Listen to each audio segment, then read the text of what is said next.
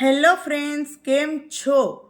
તો આજે હું તમને એક ગુડ ન્યૂઝ કહીશ, પણ એ કેવી રીતે શક્ય થયું તો એના માટે છે ને આખો વિડીયો જોજો તમે અને ધ્યાનથી સાંભળજો. અને ખાસ જે લોકો ફેસબુકમાં વિડીયો અપલોડ કરે છે એના માટે સ્પેશિયલી ખાસ કે હું મારી જ પોતાની વાત કરું છું કે એક વખત ફેસબુક પેજ મોનોટાઈઝ થઈ ગયા પછી અચાનકથી કોઈ ટેકનિકલ ઇસ્યુને કારણે બંધ થઈ ગયું અને ફરી પાછું નવું આઈડી બનાવ્યું.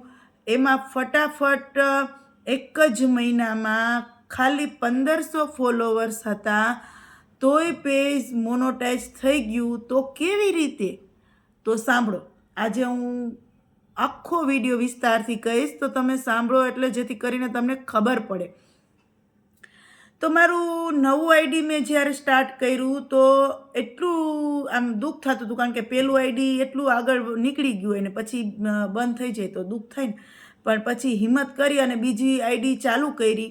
અને બીજી આઈડી ચાલુ કરીને એટલે મેં એમ નક્કી કર્યું કે મારે છે ને ટૂંક સમયમાં પેજ મોનોટાઈઝ કરવું જ છે.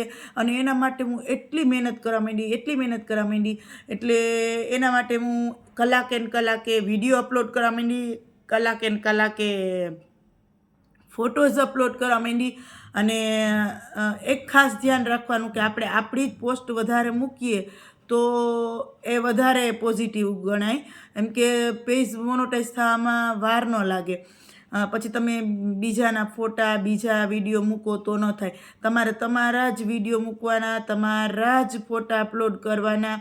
અને એકદમ ઝાઝી બધી સ્ટોરી મૂકવા માંડી, એકદમ ટેક્સ્ટ મેસેજ મૂકવા માંડી. એટલું સ્પીડ પકડી મેં એક દિવસમાં કેટલા કે એક મહિનામાં મારે 1500 ફોલોવર્સ થયા હતા. તો મારું પેજ મોનોટાઈઝ થઈ ગયું અને ડોલર બનવા માંડ્યા. અને આખરે પછી ધીમે ધીમે, કારણ કે અત્યારે મારા ફોલોવર્સ 10,000ની આસપાસ પહોંચવા આવ્યા છે. તો ભગવાનને પ્રાર્થના કરી કે ફરી પાછા 50,000 પહોંચી જાય એમ. તો એ 10,000 પહોંચ્યા એટલે હજી થોડુંક ઇન્કમ ઓછું આવે, પણ પહેલાં વધારે આવતું. પણ કહેવાનો મતલબ એમ છે કે જો તમે ફેસબુકની અંદર તમારું પેજ છે તો એ પેજમાં તમારે કેવી રીતે વર્ક કરવું એ તમારે ખાસ ધ્યાન રાખવાનું. કે તમારે કોઈનું પણ સાંભળ્યા વગર તમારે વારે ફોટા મૂકવાના, વારે ફોટા ઉપર લખાણ મૂકવાનું, ટેક્સ્ટ મેસેજ, સ્ટોરી અને લોંગ વિડીયો અને રીલ્સ પણ તમે બંને એટલી વધારે મૂકો તો તમારા ફોલોવર્સ પણ વધશે.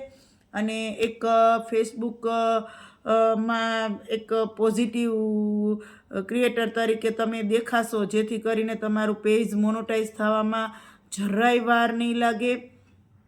તો મેં તો એવી જ રીતના, જો આજે હું તમને કહું છું કે મેં એટલું સ્પીડ પકડી કે મારે ગમે એમ કરીને ફરી પાછું પેજ મોનોટાઈઝ કરવું છે. અને ફરી પાછું મારું લક્ષ્ય છે એ પૂરું કરવા માટે મારે બહુ દોડવાનું છે હજી. અને કહેવાય ને કે અમુકના ભાગ્યમાં થોડુંક વધારે મહેનત લખેલી હોય, એટલે મારા ભાગ્યમાં કદાચ વધારે મહેનત લખેલી હશે. એટલે પછી એટલી મહેનત ચાલુ કરી દીધી કે અત્યારે મારું પેજ મોનોટાઈઝ થઈ ગયું, મારી પહેલી ઇન્કમ આવી ગઈ અને હું બહુ ખુશ છું. અને હું બધાને એ જ સલાહ આપું છું કે ભાઈ, જો એક વખત પડી ગયા પછી ખખેરીને ઊભા થવામાં કોઈ સંકોચ નહીં રાખવાનો. કારણ કે આપણને કોક ઊભા કરશે એવી રાહ જોયા વગર આપણે જાતે જ ઊભું થઈ જવાનું. કારણ કે કોઈ હોય તો ઊભા કરે, કોઈ હોય નહીં તો ઊભા પણ ના કરે. પણ આપણી જ મેન્ટાલિટી એવી હોય કે ભલે પડી ગયા ફરી પાછા ચાલતા થશું. તો એવી મેન્ટાલિટી રાખી મહેનત કરવાની છે તમારે બધાને. જે લોકો ફેસબુક પેજમાં મહેનત કરી રહ્યા છે એના માટે. અને કોઈનું પણ વિચાર્યા વગર કે લોકો મારી વાતો કરશે, તમે કંઈક કરશો તોય લોકો વાતો કરશે, તમે કાંઈ નહીં કરો તોય લોકો વાતો કરશે. લોકોનું કામ છે વાતો કરવાનું, પણ આપણું કામ છે આપણે શું બનવું છે એના માટે એના ઉપર ફોકસ હોવો જોઈએ. એટલે કોઈનું પણ સાંભળવાનું નહીં અને મહેનત કરી જ લેવાની બને એટલી. કારણ કે કોશિશ કરને વાલો કી કભી હાર નહીં હોતી. એ જીવતો જાગતો નમૂનો ખુદ હું છું. કે મેં મહેનત કરી હતી, ફરી પાછી મહેનત કરું છું, સફળ થઈ ગઈ છું અને બધાના સાથ સહકારથી અને બધાની બહુ સારી કમેન્ટ આવે છે, કોઈની ખરાબ કમેન્ટ નથી આવતી.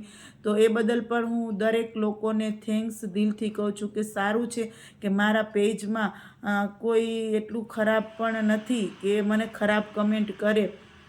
અને આમ જો કે મારા વિડીયો એટલા ખરાબ હોતા જ નથી, મારા વિડીયો કોમેડીના હોય છે અથવા તો કંઈક ને કંઈક નવું અથવા વ્લોગ્સના હોય છે. તો કહેવાનો મતલબ એમ છે કે તમે પણ જો આવી રીતના મારી જેમ ક્યારેય તમારું પેજ બંધ થઈ ગયું હોય તો ફરી પેજ ચાલુ કરી અને સતત અપડેટ રહ્યો એટલે તમારો પણ પેજ મોનોટાઈઝ થતાં વાર નહીં લાગે. તો સારું, ચાલો, વિડીયો ગમ્યો હોય તો વિડીયોને લાઈક કરજો, શેર કરજો અને કમેન્ટ કરજો. Thank you.